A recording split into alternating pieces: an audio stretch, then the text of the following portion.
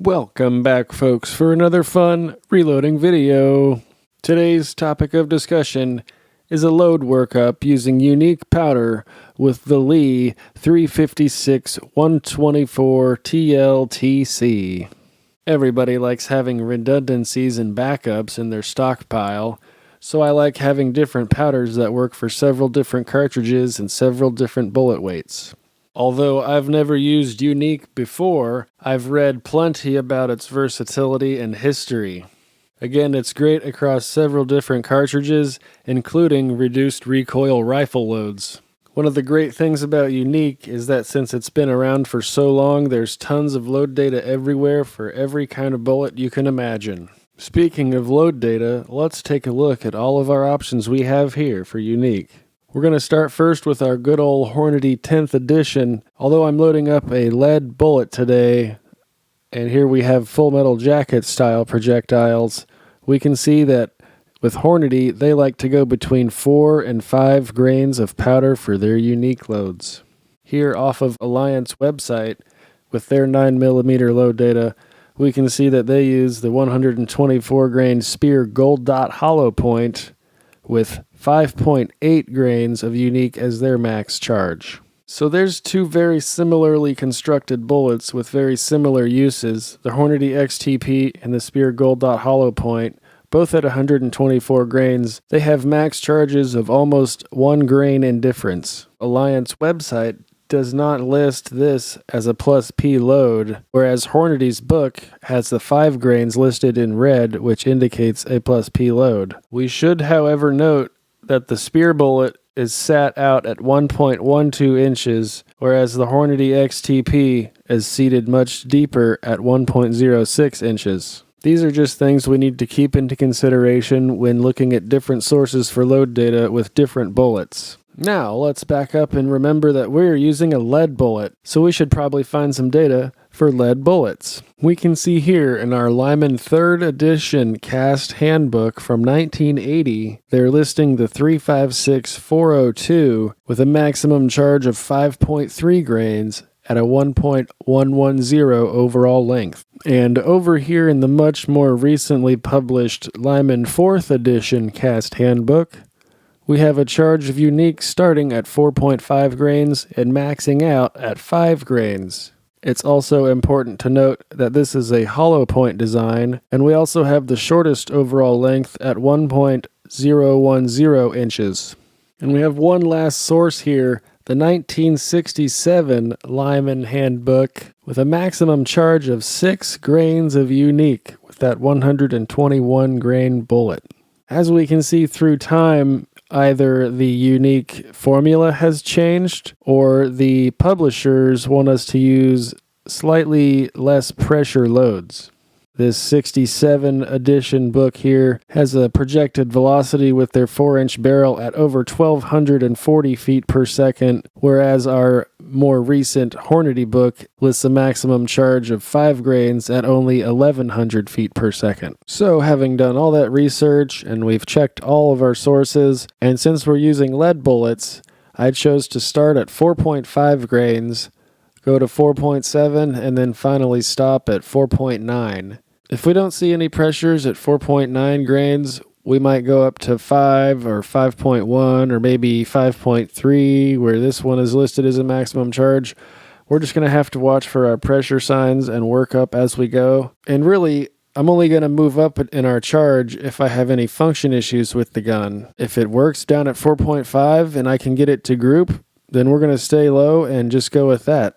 I didn't specifically buy unique with this load in mind, so if it doesn't work or if it doesn't group as great as I'd like it to, that's okay, because once again, as I mentioned earlier, I just kind of like having a backup or a redundancy to my main powder and loads.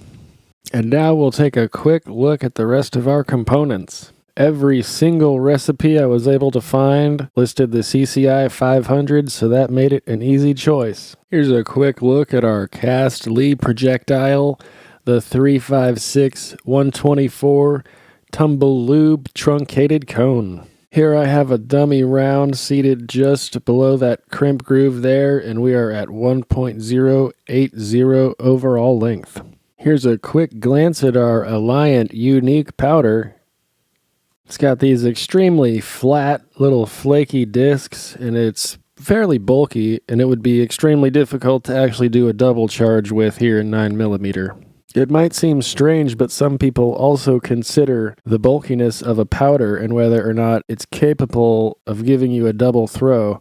So if you have a really bulky powder here, it's kind of an extra safety net, which doesn't allow you to load that round if your powder's overflowing. It makes it very obvious that you've done something incorrect at that point. For our brass today, we're going to be using this skanky Winchester I picked up off the ground.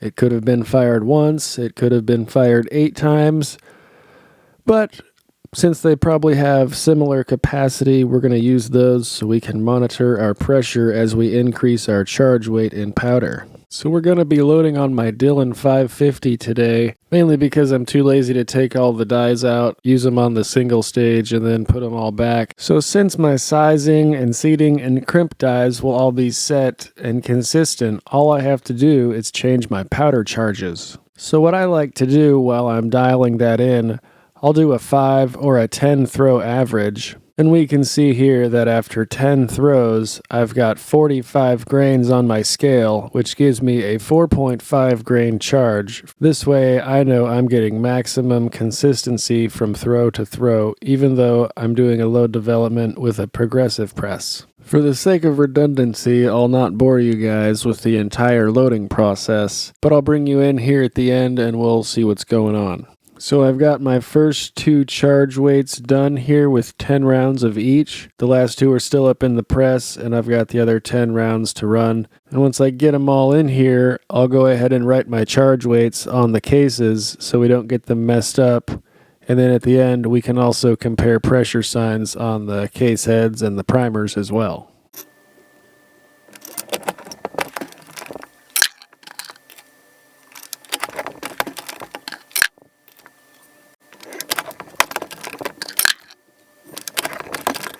So real quick to speak on Unique's case fill, this is our 4.9 grain charge, and you can see if we were to accidentally do a double throw, it would be very obvious as we would have spilled powder all over our bench.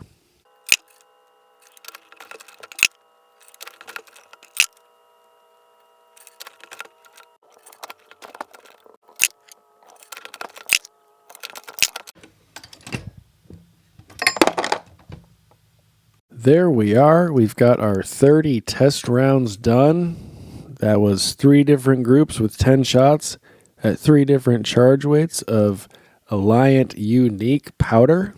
Pro tip, by the way, if you use these little 100-round containers, store your bullets face down so that you can actually pick them up instead of trying to grab these. It's fairly difficult when they're over here all together. They're hard to grab, so if you have them face down, you can more easily grab your case head. And then we'll just plunk test a few at random to make sure that they're going to work. Oh, see, you can't even grab them. Yep, right in. Beautiful. You can play the plunky sound. Yep, that's nice right there, I'll tell you what. Obviously, my barrel needs a little cleaning, but oh, yeah, these still fall right in and right out. Oh my God, what happened? What happened? Well, done spilt my pan.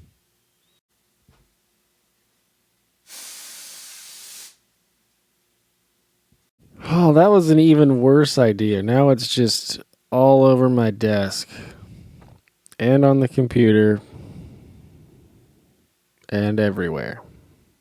Okay, now that we got that kind of cleaned up, there you have it. There's Alliant Unique with a 124 grain, 356 diameter Lee cast projectiles. I want to give a shout out to Booze and Bullets for sending me those with a supply package a little while back. Thank you so much, brother.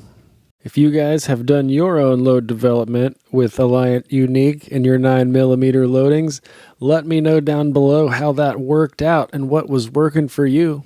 And if you guys have stuck through the video this far, thank you so much for hanging out. I always appreciate it. So make sure to stay tuned for that range report when we get to see which loads worked better, what functioned my gun, where we see the pressure signs, if any, if we need to go hotter. So we will see you guys in the next video. Have a good one.